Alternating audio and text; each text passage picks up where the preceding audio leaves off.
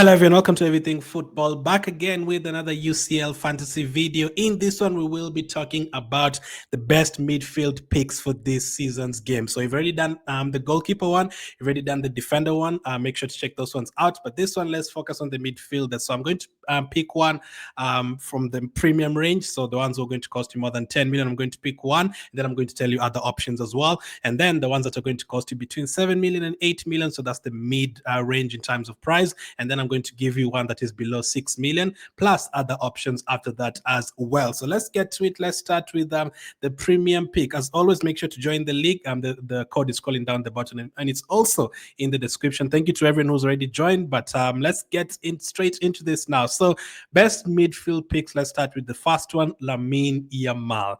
10 million is what it's going to cost you. It's currently owned by 53%. I'm expecting that to be higher than that by the time the game starts. He's been absolutely unbelievable this season already.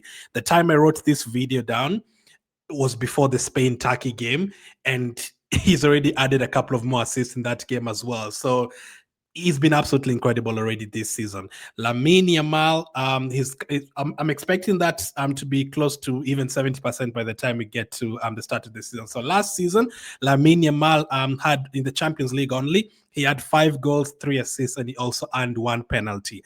Now, I always say last season I had Rafinha a lot, so I think the first 2 game weeks I had both Rafinha and Yamal, but Yamal was not really delivering as much as they wanted. He's not as explosive as Rafinha was, at least last season. Rafinha is the kind of asset that would get you 2 goals and 2 assists in a game. Lamine Yamal is more of the assist guy, especially last season. He was more of the assist guy, although he had 5 goals and 3 assists. He's really more of the assist guy. Like Rafinha had a bunch of goals last season in the Champions League, and it was tough to have both of them. Now, this season, Yamal has been absolutely phenomenal. So, on top of that, by the way, last season he had 2 Player of the Match awards, which totaled 74 points. Now, this season, for Barcelona, he already has 2 goals and 3 assists in the 3 matches that they've played. On top of that, he took the penalty against Rayo Vallecano when Lewandowski was on the bench. So, if Lewandowski is not on the pitch, Yamal is taking the penalties, which is absolutely exciting for us UCL managers. Now, if you add on top of that for Spain, in both of these international games during this break, he's delivered in both of them.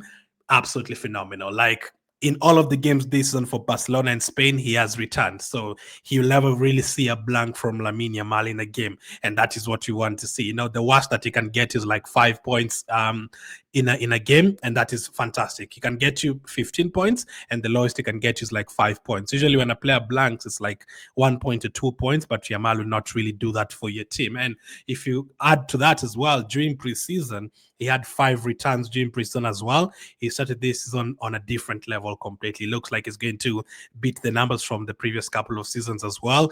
And I think for that 10 million, he's worth every single penny of that because of how many goals he's going to score, how many minutes he's going to play. He's rarely subbed off as well when other players are getting subbed off. So that is also fantastic for our teams. And if he's going to be on penalties when Lewandowski is not on the pitch, that is even more exciting. Now, he's not the only player you can pick from that price range. I've also just talked about Rafinha. Last one I had Rafinha for most of the season. You could decide to go for Rafinha, but Yamal is on some corners and is on some penalties. So could you really go for both of them? You have to take a look at the fixtures to decide whether you're going to go for both Yamal and Rafinha. They don't have the easiest of fixtures. They'll play Chelsea somewhere there as well.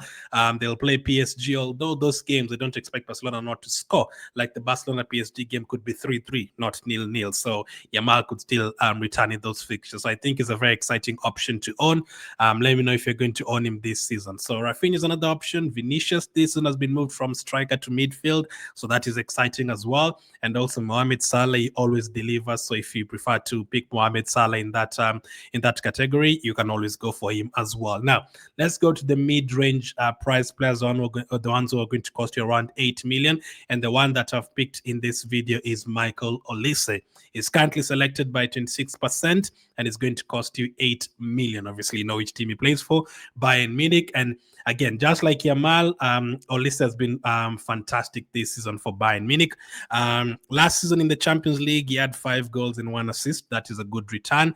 And this season, he's already scored 4 goals in 4 matches. So if he's going to get you a goal every single game, absolutely fantastic. Again, he's going to play against Chelsea, he's going to play against Arsenal, teams that are better defensively, but you don't expect Bayern to finish without goals in those games. And if they're going to get returns, Olise is the kind of player you want to go for. Now, are you going to double up? If you have Kane, is it a good idea to double up with Olise?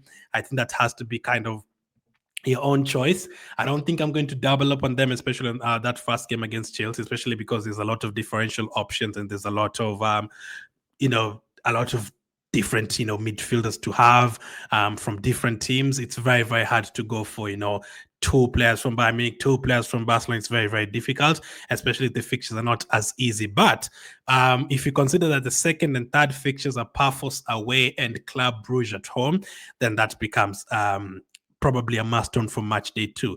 If you're playing your limitless in match day 2, then Olise has to be in your team for sure, especially if unless we hear that he's not going to start, if there's an injury or there's a suspension.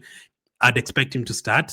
I think you have to have him in your team from match day 2. Match day 1, for me, I probably wouldn't have him from match day 1. It depends on your plan. If you're planning to play a wild card or you're planning to play your limitless, then you don't have to have him in match day 1. But if your plan is not to play your limitless and your wild card in match day 2 or 3, then I think you have to have a plan of having him in your team from match day 1, so you don't miss out on those points that he's going to deliver. And his fixtures after that as well, I mean, there's a couple of hard ones, but there's still a couple of easy ones as well. And he usually gets subbed off. That's the only thing that I could say. Yamal doesn't get subbed off. Olise does get subbed off sometimes, or most of the time, sometimes even get subbed off around the 60th minute. So that is something that we definitely have to watch out for. So after that, Bayern Munich will have PSG away and Arsenal away. So in match day 4 and 5, you probably don't want to have Olise. But after that, his finish is great. Sporting at home, Union SG at home, and PSV away. So Olise is a fantastic option, not for the beginning and not for the middle. So match day 2, 3 there, fantastic. And then the end of the season, fantastic. But again, Olise can score in any of those games. There's players who can always score in any of those games. So that's the pick I've gone for. There's other players you can go for in that price range. Players like Vitinha, who takes the penalties at PSG. And now that Dembele is injured, it's definitely going to be Vitinha. Sometimes Dembele takes them, but Vitinha now is the only option there. Again, there's a differential at Napoli. McTominay, I saw him playing the other day for Scotland as well. The way he gets forward, fantastic option. His fixtures are a little bit tougher, so maybe watch out for that one. But those are other options that you can go for. Now, the last but not least, let's go for the cheaper options. Now, for this one, I've gone for Joao Neves at 6 million. Not the very cheapest, but I'll give you guys some other options that are cheaper. So he's currently 20% owned, and this season, I even watched him playing for Portugal the other day. He gets forward so much, man. Like the two overhead kicks that he scored for PSG in one game, he scored a hat-trick in that match against Toulouse. So if you can get a midfield at 6 million who can get you a hat-trick, great. Last season, he only got 2 attacking returns, but this season he's already gotten more than that. That was in the Champions League. He got 2 attacking returns, but on top of that, he got 87 ball recoveries. So I like to have, when it comes to defenders, I like to have defenders who can keep clean sheets and they can also get you attacking returns. So if there's a defender who can get you 5 clean sheets out of the 9 games, or out of the 8 games, and no goals or assists, I would prefer the one who's going to get, a couple of goals and maybe 3 or 4 clean sheets, less than those 5 clean sheets, because you want a defender who's going to also get you attacking returns. Now, for a midfielder who can get you ball recoveries, he can get you assists, and he can also get you goals. That is an absolutely superb option. And you definitely want to consider now. PSG, just like Bayern, their fixtures are not that easy. PSG, their fixtures are actually quite hard, considering they will play against Barcelona away, Bayern Munich at home, Spurs at home, but they will have Atalanta at home in the first game, Leverkusen away in the third game, and then to finish the season, it's not finish the league phase, they have Bilbao, Sporting, and Newcastle. So their fixtures are not that easy. I expect a lot of ball recoveries in those fixtures from Joao Neves, but how many goals or assists, we have to wait and see. I mean, let's be honest, last season PSG were trashing all these big teams, They even swept aside Inter Milan in the final. They swept aside teams in the Club World Cup. They swept aside Arsenal last season. They beat Liverpool. They beat Aston Villa. So they are very good teams still.